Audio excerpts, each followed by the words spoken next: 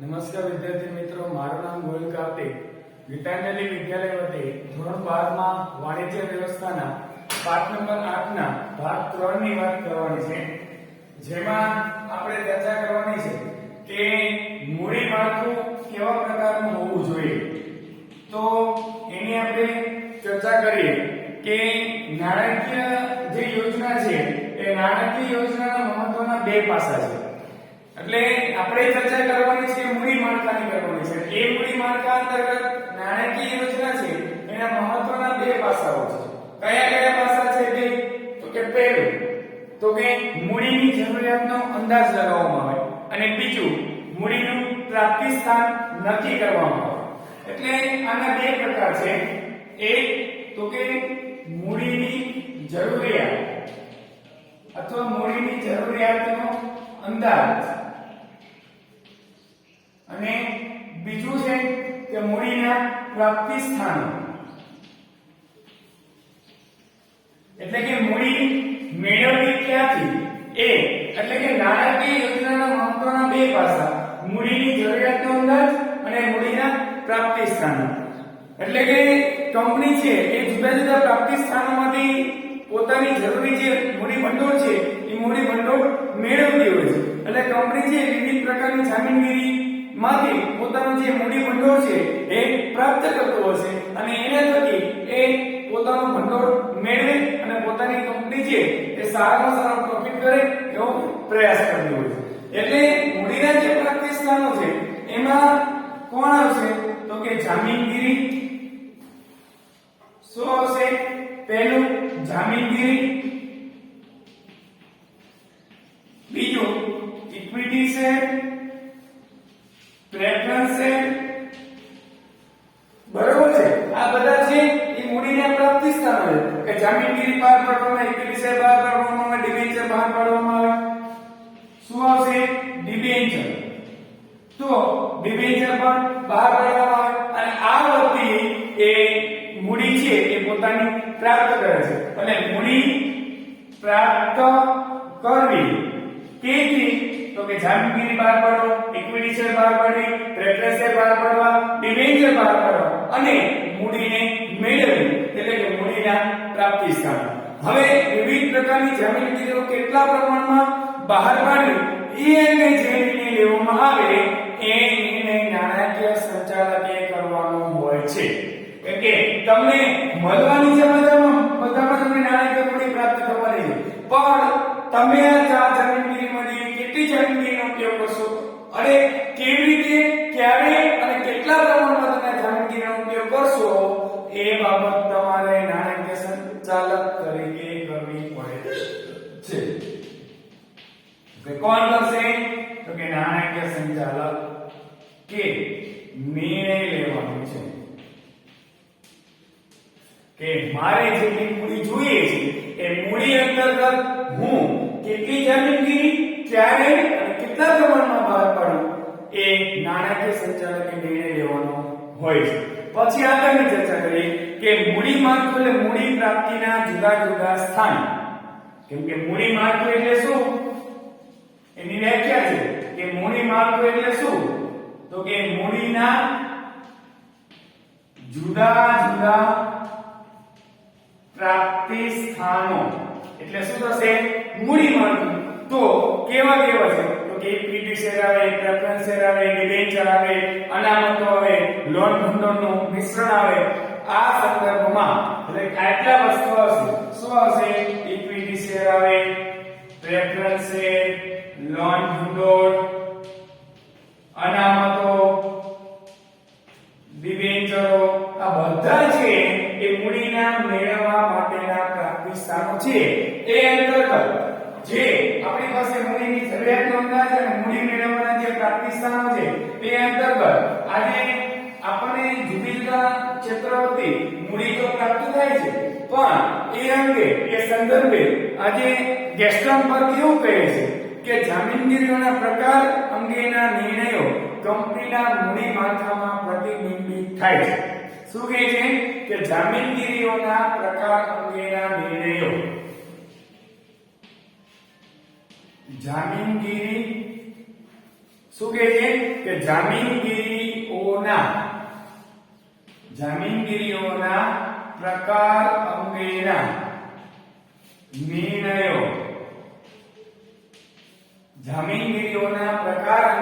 નિર્ણયો એ કંપનીના મૂડી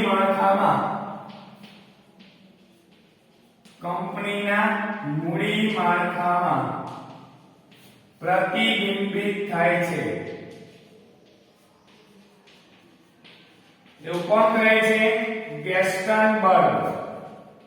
એ એવું જણાવે છે ગેસ્ટનબર્ગ કે તમે જામીનગીરીનો કોઈ પણ પ્રકાર લો છો, એ કોઈ પણ પ્રકાર અંગેનો તમે જે નિર્ણય લીધો છે કે ઇક્વિટી છે, પ્રેફરન્સ છે કે ડિબેન્ચર કે લોન ભંડોળ કે મૂડી બોન્ડ ગમે તે હોય, એ તમે જે કે પ્રકાર નક્કી કર્યો છે જામીનગીરી અંગેનો, એ જામીનગીરી અંગેનો પ્રકારનો તમે જે નિર્ણય પર તમે નિર્ણય લીધો, એ આખો નિર્ણય કંપનીના મૂડી માળખામાં તમે દર્શાવશો, પ્રકાશિત પ્રતિબિંબિત કરશો, એ દર્શાવશો કે ચલો હું છે મારી કંપની સ્ટાર્ટ કરી છે, મારે અત્યારે ઇક્વિટી શેર અને પ્રેફરન્સ શેર વધી હું મારી કંપનીમાં ભંડોળ એકત્રિત કરીશ. તો જામીનગીરીઓનો જેટલા પ્રકાર છે એનો કોઈ નિર્ણય લીધો એ કંપનીના મૂડી માળખામાં તમે પ્રતિબિંબિત કરશો, એવું ગેસ્ટનબર્ગ કહે છે. પછી કહે છે હોગલેન્ડ એવું કહે છે કે મૂડી માળખું એટલે કે નાણાંને ઉભા કરવા માટે કંપનીએ બહાર પાડેલી જામીનગીરીઓ. બીજી વ્યાખ્યા શું છે? તો કે કંપનીને નાણાં મેળવવા માટે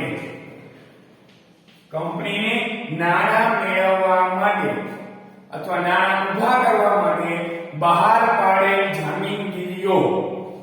નાણાં મેળવવા માટે કે ઉભા કરવા માટે બહાર પાડેલ જામીનગીરીઓ નો ઉપયોગ અને જામીનગીરીઓ અને ઉપયોગમાં લીધેલા વિવિધ પ્રાપ્તિ સ્થાનોનો વિસ્તાર અને ઉપયોગમાં લીધેલા વિવિધ પ્રાપ્તિ સ્થાનો અને પ્રાપ્તિ સ્થાનોનો વિસ્તાર તથા તેમની વચ્ચેનું પ્રમાણ. પ્રાપ્તિ સ્થાનોનો વિસ્તાર તથા તેમની વચ્ચેનું પ્રમાણ.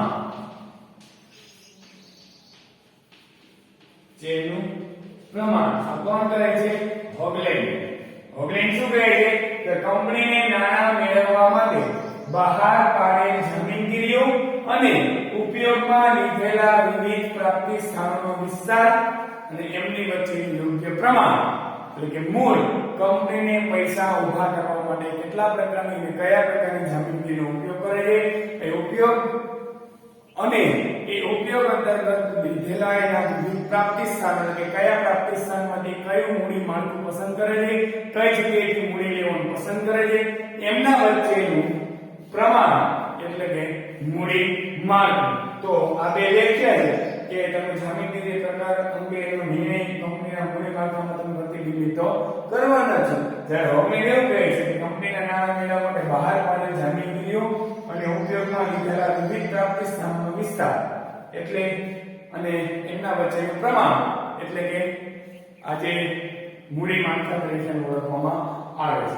પછી ચર્ચા કરવાની છે કે આદર્શ મૂડી માળખાના લક્ષણો. કેવું હોવું જોઈએ આપણું આદર્શ મૂડી માળખું?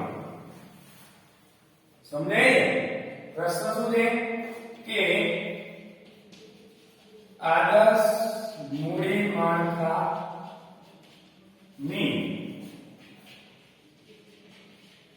લાક્ષણિકતાઓ 3 માર્કમાં પૂછાય છે. કેટલા માર્કમાં? 3 માર્કમાં. આદર્શ મૂડી માળખાની લાક્ષણિકતાઓ. તો પહેલો જ મુદ્દો છે તમારો સરળતા. શું છે? સરળતા.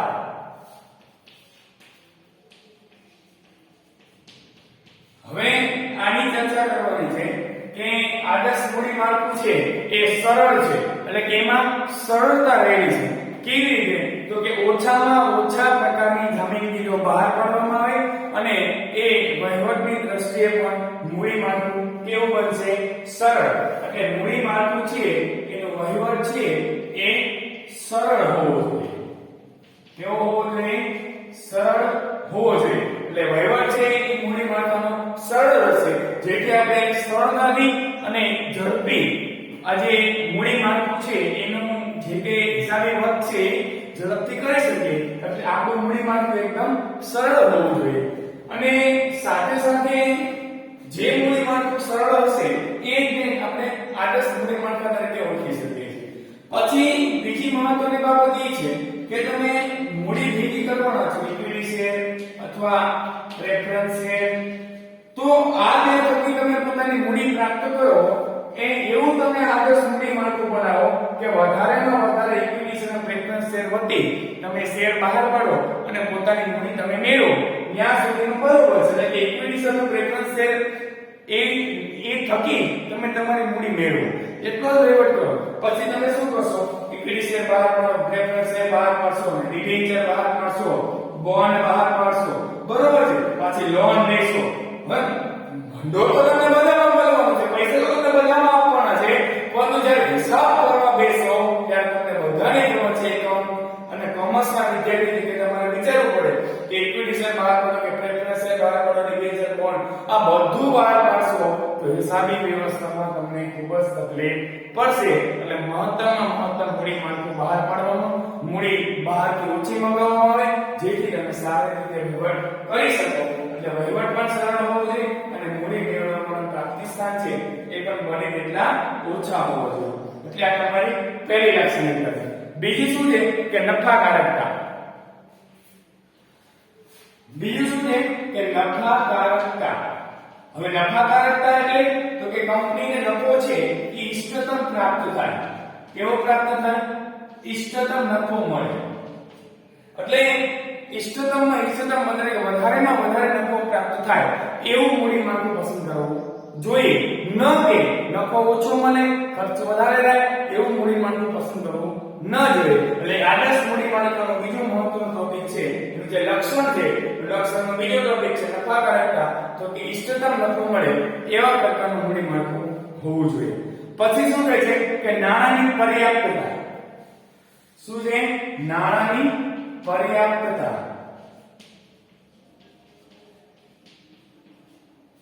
હવે નાણાંની પર્યાપ્તતા એટલે તો કે નાણાંના પ્રાપ્તિ સ્થાનો.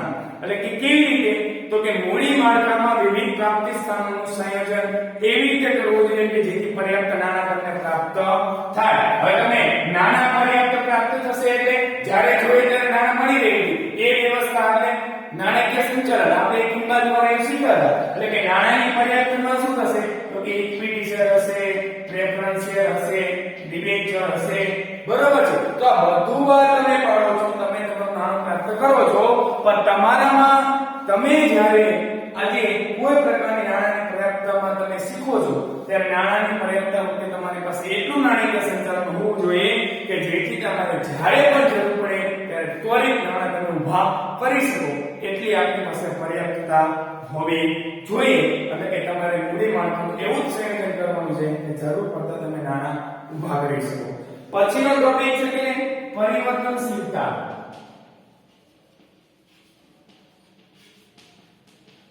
તમે જે આદર્શ મૂડી માળખું સ્વીકાર્યું છે એ આદર્શ મૂડી માળખા અંતર્ગત તમારે જરૂરી પરિવર્તન તો કરવું જ પડશે, કેમ કે આયોજન છે એ પરિવર્તનશીલ છે, જળ નથી. એટલે પરિવર્તન થાય એ આપણી પૂર્વ શરત છે, એ આપણે આયોજનના પાઠમાં શીખાવ્યું. એ જ રીતે તમે જ્યારે કોઈ પ્રકારનું નાણાકીય અથવા આદર્શ મૂડી માળખાને સ્વીકારો છો તો એ સમયે એમાં સમય સંજોગો પરિસ્થિતિ અનુસાર તમારે એમાં પરિવર્તન તો કરવું જ પડશે.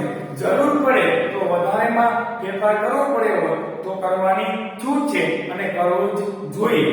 પછી શું હોય છે કે કરકસર. પાંચમો મુદ્દો છે તમારો કરકસર.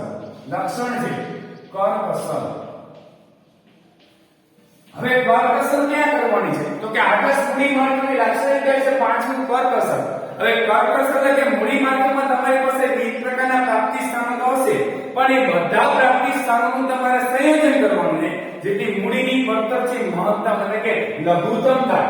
એટલે આ જે કરકસર છે એ કરકસરનું તમારે સંયોજન કરવાનું છે. કેવું સંયોજન કે તમારી પાસે જેટલા મૂડીના પ્રાપ્તિ સ્થાનો છે એ અંતર્ગત એટલે કે મૂડીની જે પડતર છે એ ઓછી થાય, મૂડીની પડતર ઓછી થાય. દાખલા તરીકે તમારી પાસે B હશે.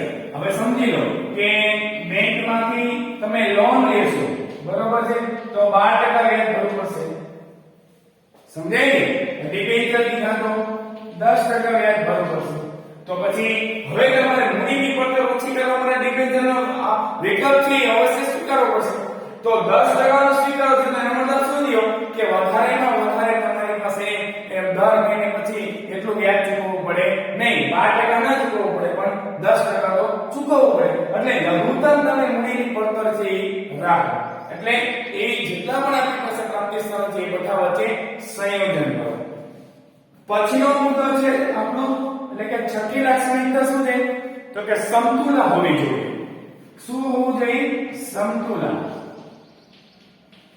હવે સમતુલામાં ખાલી બે બાબતની ચર્ચા કરવાની છે.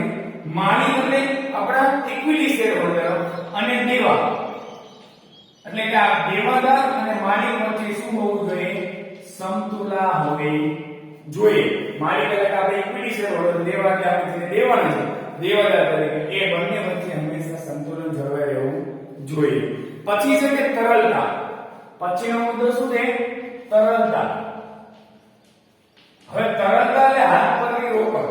આપણી પાસે જવાબદારી કે દેવાની ચૂકવણી છે એ સમયસર થઈ જાય એ પ્રકારની જોગવાઈ મૂડી માળખામાં હોવી જોઈએ. તો જ તમારું મૂડી માળખું છે એ આદર્શ ગણાશે. આ બધા ફેક્ટર એમાં સમાવેલા હોવા જોઈએ તો જ આપણું મૂડી માળખું આદર્શ ગણાશે. એટલે આ જે તરલતા છે એ હાથ પરની રોકડ છે. સમજી લો, હાથ પરની રોકડ એટલે કે તરલતા, જેને હાથ પરની રોકડ કહેવાય. એટલે એક સમય એવો પણ હશે કે તમારે એક જવાબદારી પણ ચૂકવવાની છે અને દેવા પણ ચૂકવવાના છે. સાથે સાથે કર્મચારીનો પગાર પણ ચૂકવવાનો થશે. તો આ બધું સમયસર ચૂકવી જાય એટલી તમારી પાસે હાથ પર રોકડ હોવી જોઈએ.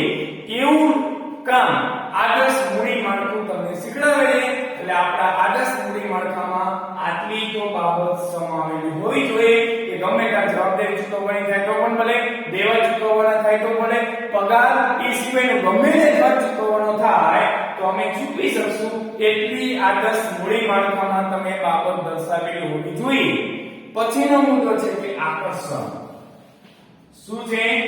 આકર્ષણ. હવે આકર્ષણ એટલે તો કે વિવિધ પ્રકારના રોકાણકારોએ રોકાણ કરવા માટે આકર્ષે એવું આપણું આદર્શ મૂડી માળખું હોવું જોઈએ. આપણા ધંધામાં રોકાણકાર રોકાણ કરે જ કેમ એ પાછો એક મોટો પ્રશ્ન હોવો જોઈએ. આપણે એવું મૂડી માળખું વિકસાવવાનું છે કે આપણે સામેથી ના પાડવી પડે બસ હવે સીટ ફૂલ થઈ ગઈ, હવે જગ્યા નથી. એટલે એટલું આકર્ષણ છે એ બધા વચ્ચે હોવું જોઈએ.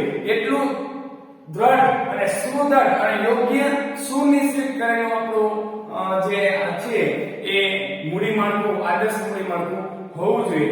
અને છેલ્લો મુદ્દો છે સદ્ધરતા.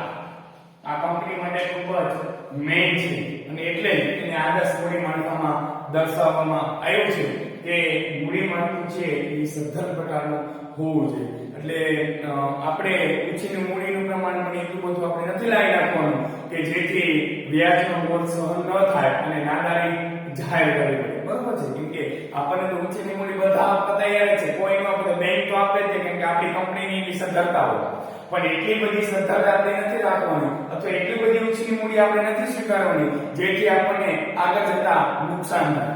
એનું હું તમને ઉદાહરણ આપું કે કિંગફિશર એરલાઇન છે એના માલિક હતા વિજય માલ્યા. એ સમયે એને બેંકમાંથી ઘણી બધી લોન પ્લેન માટે લીધેલી હશે. તો હવે સમયસર નથી ચૂકવી શકતા તો આપણે ઇક્વિટી શેર મૂડીમાં જોઈએ છીએ કે લોનના હપ્તા જો સમયસર ન ચૂકવો તો શું થશે? જે કે તમે કેમ કે તમે લોન લેવા માટે કંઈક ગીરવે તો મૂકો હશે ને તો એમાંથી એ જપ્ત કરવાનું છે. એટલે પહેલા તો શું થતું હતું કે જેમ લોન લીધી એમાંથી કંપનીના પોતા એમાંથી હપ્તા ચૂકવાઈ જતા હતા, પણ ધીમે ધીમે કંપનીને ખોટ થવા લાગી. એટલે ખોટ થતા થતા એમને શું કર્યું? હપ્તા ભરી ન શક્યા, હપ્તા ન ભરી શક્યા એટલે તકલીફ ઊભી રહી કે આજે હપ્તા ન ભરી શક્યા એટલે કંપની ધીમે ધીમે બધું જપ્ત કરવા માંડ્યું. છેલ્લે એને પૈસા ભર્યા અને અંતે આજે કિંગફિશર એરલાઇનને નાદાર જાહેર કરવી પડી. એટલે એટલી પણ તકલીફ ન પડી કે ઉછેરની લીધેલી મૂડીનો આપણે કાંઈ વળતર આપણે ન ચૂકવી શકીએ. એટલે એવા પ્રકારનું આપણે અને ખાસ કંપનીની સદ્ધરતા ન જોખમાય એવું આદર્શ મૂડી માળખું હોવું જોઈએ. તો વિદ્યાર્થી મિત્રો, આ 9 મુદ્દા છે એ આદર્શ મૂડી માળખાની લાક્ષણિકતાઓ રહેશે. પછી આવે છે મૂડી માળખાના પ્રકાર. એમાં પહેલું આવે માત્ર ઇક્વિટી શેર મૂડીનું માળખું, પછી ઇક્વિટી સાથે પ્રેફરન્સ શેર, ઇક્વિટી સાથે ડિબેન્ચર, પછી ઇક્વિટી, પ્રેફરન્સ શેર અને ડિબેન્ચર. આવી રીતના મૂડી માળખાના પ્રકાર રહેશે. પહેલા શું હશે? ઇક્વિટી શેર, પછી ઇક્વિટી શેર અને પ્રેફરન્સ શેર, પછી ઇક્વિટી શેર અને ડિબેન્ચર, અને પછી ત્રણે ઇક્વિટી શેર, પ્રેફરન્સ શેર અને ડિબેન્ચર. 1 2 3 4 પ્રકારના મૂડી માળખા અહીંયા જોવા મળે છે. હવે પછીના નેક્સ્ટ લેક્ચરમાં આપણે આંતરિક પરિબળ અને બાહ્ય પરિબળ મૂડી માળખાને અસર કરતા પરિબળોની ચર્ચા કરશું. ત્યાં સુધી તમારે આગળની ચર્ચામાં જે કંઈ કરી છે તેને લિંક કરવાની છે. ગેરહાજર